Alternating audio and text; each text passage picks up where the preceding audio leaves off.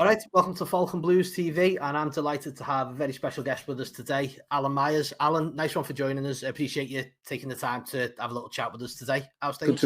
Good to be here, mate. Yeah, all good. Yeah, all good. Getting excited now with the the Roma game, and then a week to go after that for the Premier League, and it's all getting a little bit real now, isn't it? That's it. I think with the friendlies that we've played and everything else, I think everyone's chomping at the bit to try and get back into Bramley-Moore, and the week coming up is going to be pretty exciting for the fans, hopefully. But I just want to look at Everton's the Premier League summer series, if you like, the last three games that we've had: Bournemouth, West Ham, and Manchester United. What's been your thoughts on how we've played? How's the team been? Just overall, I think for me after last night, it was a much better performance from the other two games that we played, but there's still a lot of work to do.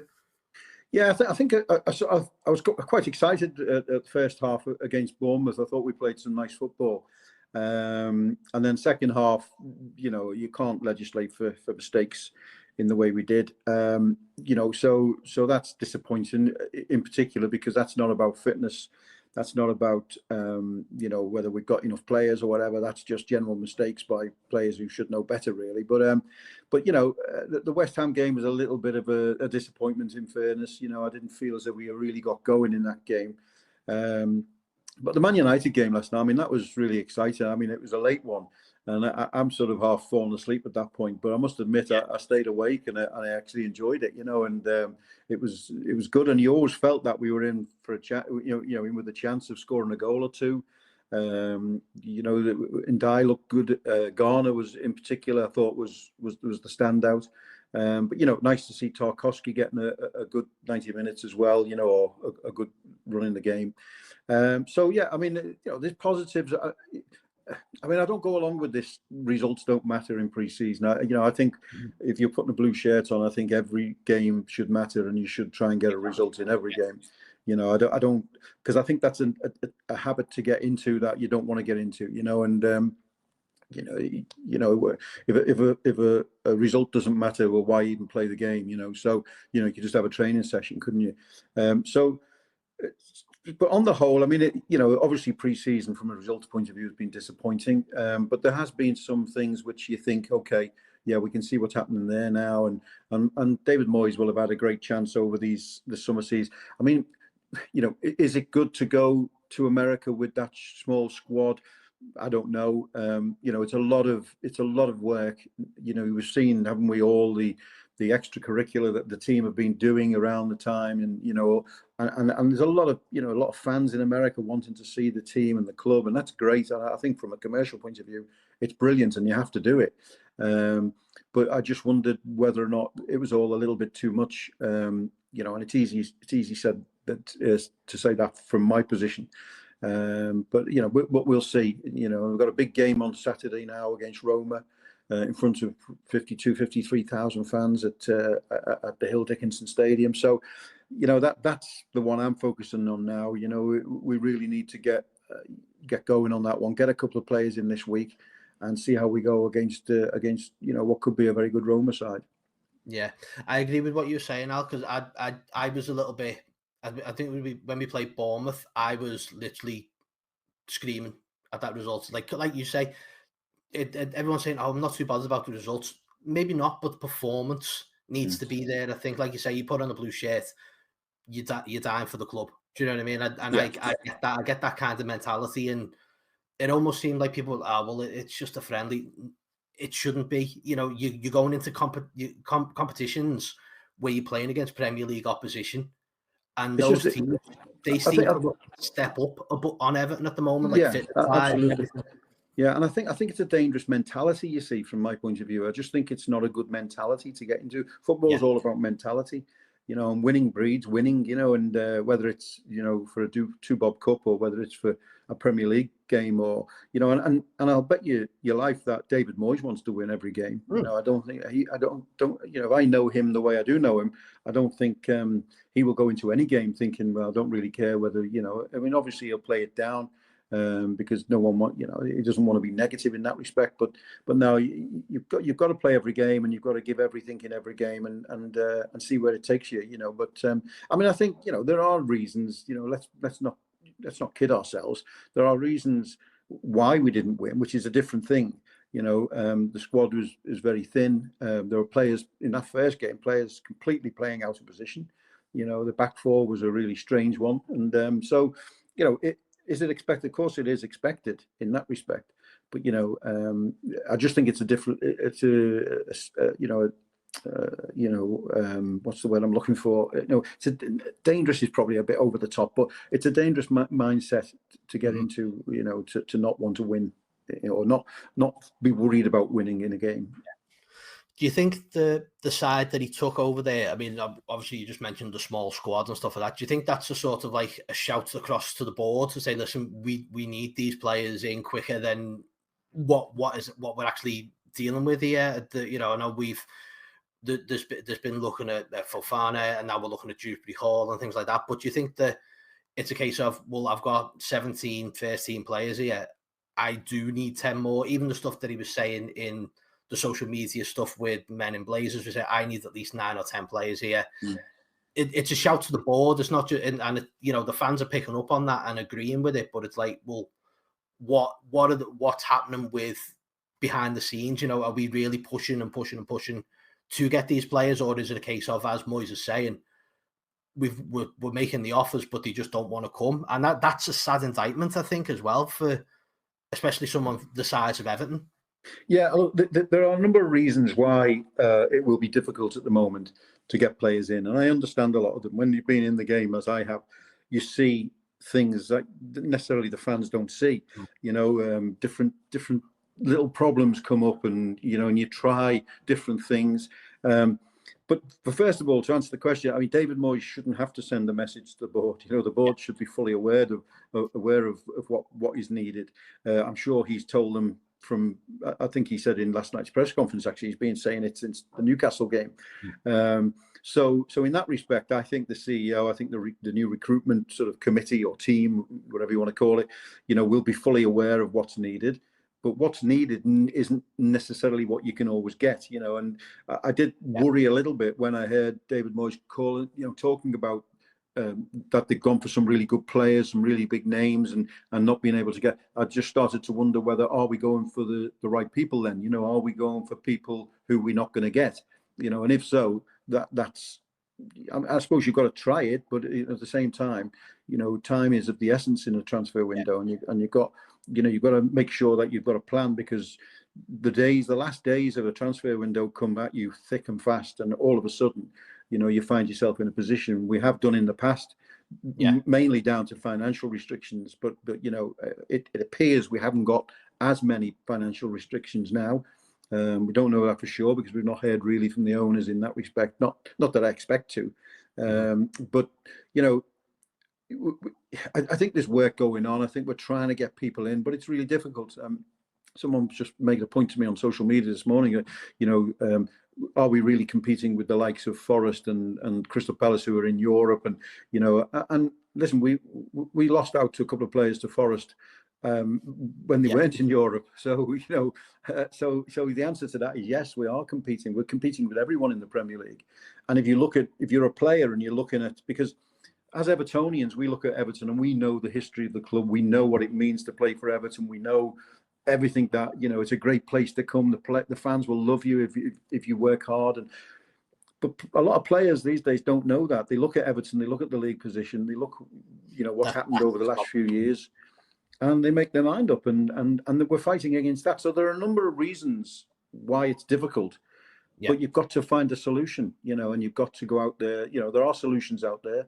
So you've got to find them and bring them in. I mean, I noticed David Moyes sort of turned to say that we need bodies now. Even I think he said something like, even if it's bodies we need, and that sort of not worried me a little bit, but that sort of made me sit up and think, is it now a case of just getting people in now, because we are so light? It's incredible, really. Do you see now that we're out of we finished this tournament now, that there will be a flurry of transfer activity or players actually coming into the club. Then I Yeah, know yeah. you say it's tough, but I think now we've got one friendly, and then we've got a week before the Premier League actually starts. I think for me, I think the next week is going to be crucial, and I think we'll see things ramp up. But do you see that as the case as well? Oh, 100%. Yeah, I see a lot of work being done over the next 7 to 14 days. You know, and it has to be. You know, Yeah. there's no. You know, I mean, I know the transfer window goes on till September the 1st, but you know, we need players for that Leeds game and the Brighton game, and you know, we need to have players in, and we need to have them settled. Really, I mean, the ideal thing, if you look around at a lot of clubs, you know, for instance, Brighton have done, I think, 6 signings very early on. I think they're pretty much done now, you Yeah. know, and that's done and dusted. The manager's had time to work with those players to understand where they fit in. You know, but we're not on our own. You know, there's a lot of teams, I think, struggling to get players in. Yeah. But that's of no consolation to us or no interest to us really, because you know we need to get them in. But I think you will see. I think Dibbling probably looks like possibly the next one. Maybe seen this morning some news that we put a bid in for Dewsbury Hall. You know, so you know I can see that one possibly happening. You know, we've got the problem with Patterson now, which came to light last night. So that means you know we're pretty much left with. I think Jake O'Brien covers over there, doesn't he? But also Seamus Coleman. So we will need a right back. I think if Patterson's going to be out for any length of time. So yeah, it's you know there's a lot of work to do, and I think we need to get it done as quickly as possible. But you know, it's not just me who knows that. I think it's the people at the club, which is the most important thing. You know, they know it. Okay, so we're looking to the start of the new season, I suppose. Now, then, I know we looked at transfers, we looked at the friendlies. So, looking at the final friendly and the first friendly, which will be at Hill Dickinson Stadium on Saturday. What are you? Unfortunately, I'm not going. I mean, I've got my season ticket, but I wanted to take all the family, so my ticket went by the wayside. But I'm not too worried. I'm still going to be down there. I think it's going to be an enjoyable atmosphere down there as well, because it'd be the first time we've got 53,000 in the stadium. Yeah. What you know? I think you're looking forward to Saturday as well, just as much as everyone. Oh yeah, very much so. I'm looking forward to just seeing I've been to the stadium on half a dozen occasions now, and of course every time it's empty. I didn't go to the actual test event with the 20,000 odd, but I've been and I look around it and I pinch myself and say, "Is this really ours?" You know, it's fantastic, and but I need to see it with a full house. You know, to understand any stadium, you need to see it full. You know, because they're two different places. You know, when they're empty and when they're full, and that's what I'm really looking forward to. Just everything from the press facilities, from my point of view, you know, and just from first of all, the travel situation to see how easy that is, because I don't think it's going to be that easy. But I think obviously people are going to be coming for the first time, and so there will be a lot of I think we have to, as a fan base, understand that these things have teething troubles. You know, these things are don't go as to plan as much as we'd like them to. You know, so I think we have a little bit of patience, see how it goes transport wise, but there is also a need for the people, the authorities, to make sure that it's right, because this is a huge stadium which is going to host not just great football games but also great concerts and events, and and we have to get that right as a city, I think. So let's not kid ourselves that has to be right. But no, I'm just looking forward to seeing Evertonians together again, and because Goodison was just a fantastic send off, wasn't it? And but the real work, of course, starts the week after when we play Leeds away. And I think the fact that it's gone to Monday Night Football doesn't help us, because Ellen Road, a bit like Goodison, under the lights, and Monday night. Exactly. Yeah. It's going to be a tough, that game, and I think a new team coming into the the Premier League again. I mean, listen, I think I think we have to remember that they are a Championship team coming into the Premier League. I know they've made a few signings, but we can win that game, of course, but it will be there are a number of factors which make that game a really tricky one for me. Okay, so looking at the season ahead, given the last couple of years we've had, what's your just a basic expectation of the season for you? What would be a season like you can look back and go, you know what, we've after all the trials and tribulations, I'm happy with that. I think bottom line for me is finishing in the top 10. That's bottom line. I don't think and people might think, well, it's a bit of a jump from where we've been, but I don't think it is really. I think the way we finished last season, and I think the key for that, look, I'd love to finish further up than that, but even Europe, and I might be asking a little bit too much at this moment in time, because it is going to take time for everybody to settle down and get to know each other, and because there's new owners, there's new CEO, there's new recruitment team, there's new manager, relatively new, so there's new players, so a new stadium, it's all got to come together, and that's not easy. But one thing I do know is under David Moyes, that team will give everything, and this is the beauty of David Moyes. His teams never give less than 100%. It might not be good enough on occasions, but they never give less than 100%, and that's where I feel the safety, if you like, and that's why I feel a bit confident that we can get that top 10 finish, and we can improve, and that's the most important thing, is to see an improvement. And then we get the finances even more secure, because there will be investment coming in, further investment, I think, and then we go again, and we keep building like this. But certainly, I'm pretty comfortable. Even I wouldn't be comfortable if we went in with the squad we've got right now.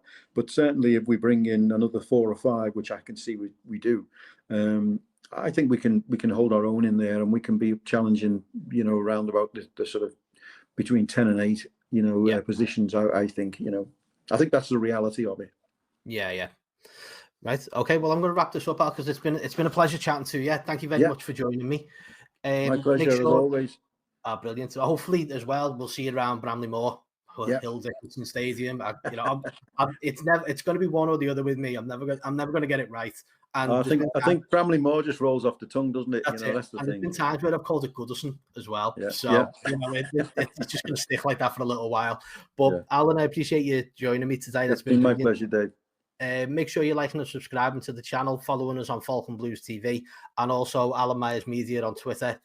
Go and pester him about transfers. He loves it. Thanks, Dave. Has it needed that? No, but thanks very much, pal. Appreciate it. Cheers. Nice one.